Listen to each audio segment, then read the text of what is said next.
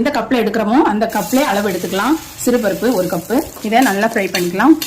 சட்னி ரொம்ப டேஸ்டியாக இருக்கும். முழு பச்சை பயிர் இருந்தாலும் சேர்த்துக்கலாம். அதே அளவில் 1 கப் துவரம்பருப்பு எடுத்துக்கலாம். துவரம்பருப்பும் சிறுபருப்பும் நல்லா ஃப்ரை பண்ணலாம். தேவைக்கேற்ப காரம் சேர்த்துக்கலாம். காஞ்ச மிளகாய் இதுவும் நல்லா ஃப்ரை ஆகட்டும். 10 பல் பூண்டு எடுத்துக்கலாம். 1 கப் கருவேப்பிலை. இதை நல்லா வதக்கிக்கலாம். தேவைக்கு சால்ட்டு சேர்த்துக்கலாம். கொஞ்சமாக புளி சேர்த்துக்கலாம். சின்ன வெங்காயம், நல்லா பெரிய தக்காளி 1. நல்லா தக்காளியை வதக்கிட்டு இப்போ இதுக்கு நம்ம எந்த அளவுக்கு சிறுபருப்பு துவரம்பருப்பு எடுத்தோமோ அதே அளவுக்கு உடச்சக்கடலை சேர்த்துட்டு ஸ்டவ் ஆஃப் பண்ணிடணும். உடச்சக்கடலை வறுபட வேண்டாம். 1 கைப்பிடி அளவு பச்சை கொத்தமல்லி சேர்த்துக்கலாம். சூப்பரான கதம்ப சட்னி ரொம்ப டேஸ்டியாக இருக்கும். ஸ்டவ் ஆஃப் பண்ணிட்டோம். இப்போ நல்லா இது ஆறினோடனே அரைச்சிட்டு வந்துடலாம். இருக்கும் சூப்பரான சட்னி ரெடி. நீங்கள் தண்ணி கலந்துக்கலாம். அப்படியே சர்வ் பண்ணாலும் பண்ணலாம். ரொம்பவே டேஸ்டியான சட்னி இது. பருப்புலாம் சேர்ந்ததுனால இந்த கெட்டித்தன்மை அப்படியே இருக்கும். ரொம்பவே சூப்பரான சட்னி ரெடி.